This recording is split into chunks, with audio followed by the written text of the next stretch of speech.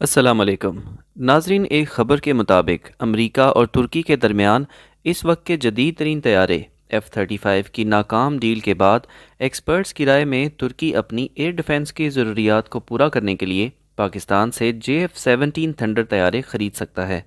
और अगर ऐसा हो जाता है तो ये न सिर्फ पाकिस्तान के लिए एक एज़ाज़ की बात होगी, बल्कि तुर्की और पाकिस्तान के दरमियान दफ़ाई ताल्लुकात मज़ीद मजबूत होंगे।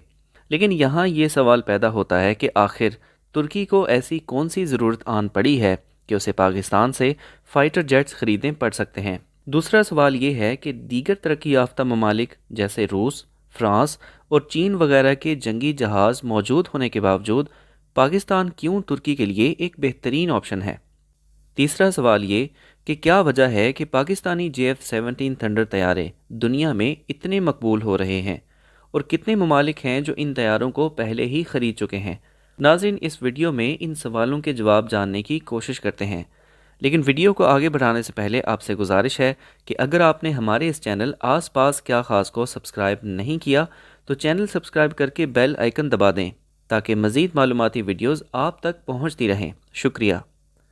नाजरीन, ये बात जानने के लिए कि तुर्की को जदीद जंगी तैयारों की अशद ज़रूरत क्यों है, आइए तुर्की के नक्शे से समझने की कोशिश करते हैं। जैसा कि आप देख सकते हैं कि ये तुर्की है और तुर्की के हमसाय ममालिक में यहाँ पर इराक और शाम भी शामिल हैं।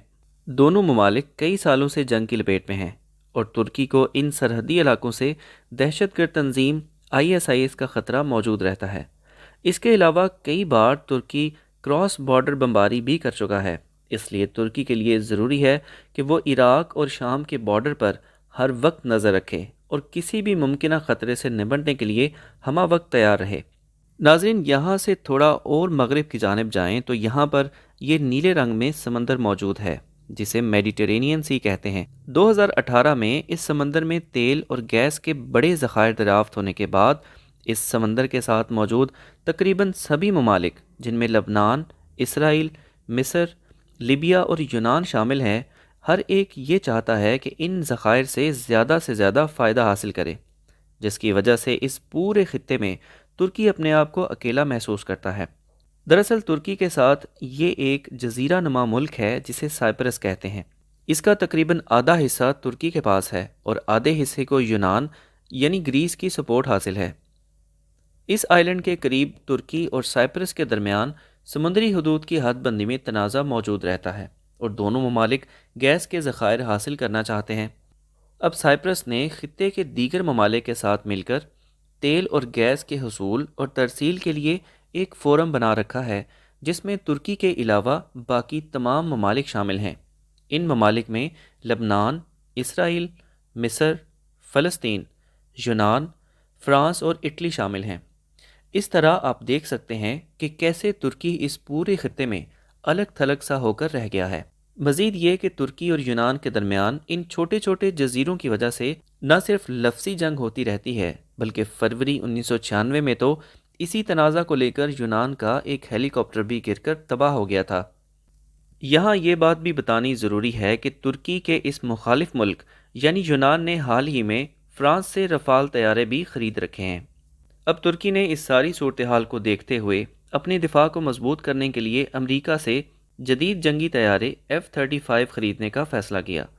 दूसरी तरफ अपनी फ़िज़ाई हदूद की हिफाजत के लिए रशिया से S-400 का दिफाई निज़ाम ख़रीदने का भी प्लान बनाया। नाज़रीन, S-400 एक ऐसा दिफाई निज़ाम है जो किसी मुल्क की तरफ आने वाले मिज़ाइल या जहाज़ को हवा में ही तबाह कर देता है। लेकिन तुर्की का रशिया के साथ मुआहदा करना अमरीका को नागवार गुजरा और उसने तुर्की को शर्त रख दी कि अगर वो रूस से मुआहदा ख़त्म नहीं करता तो उसे F-35 जहाज़ नहीं मिलेंगे।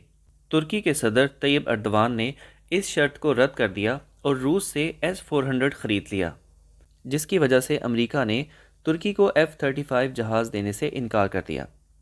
अब तुर्की के पास जदीद तैयारे ख़रीदने के जो ऑप्शन बच गए हैं उनका जायज़ा लेते हैं और देखते हैं कि पाकिस्तान क्यों इस लिस्ट में शामिल हो चुका है। सबसे पहले बात करते हैं रूस की।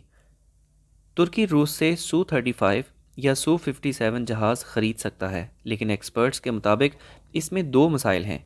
एक ये कि इस तरह अमेरिका तुर्की पर मज़ीद पाबंदियां लगा सकता है और दूसरा ये कि नेटो का मेंबर होने की वजह से ترکی کے رشیا کے ساتھ تعلقات میں بے یقینی موجود ہے۔ اسی طرح برطانیہ ترکی کو یورو فائٹر ٹائفون جہاز نہیں دے گا، کیونکہ برطانیہ نے شام کے سرحدی علاقوں میں ترکی کی جانب سے بمباری کرنے کی وجہ سے پابندیاں لگا رکھی ہیں۔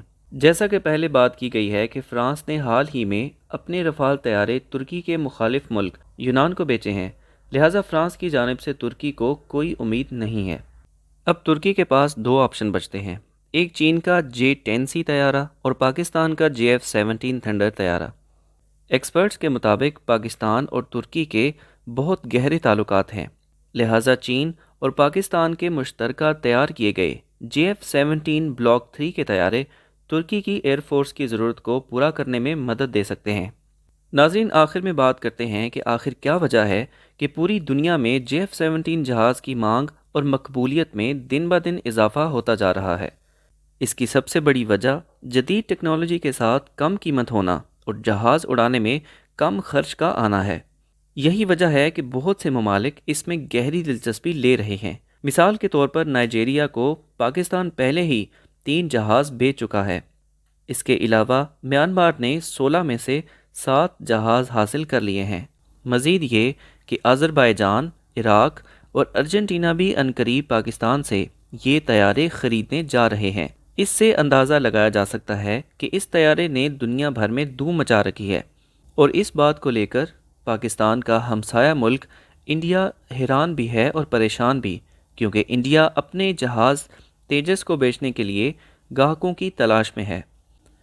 ناظرین، ویڈیو کا اختتام کرنے سے پہلے آپ سے گزارش ہے کہ کمنٹس میں اپنی رائے کا اظہار ضرور کریں، ویڈیو کو لائک اور شیئر کریں، اور ہمارے اس چینل آس پاس کیا خاص کو سبسکرائب کریں۔ شکریہ۔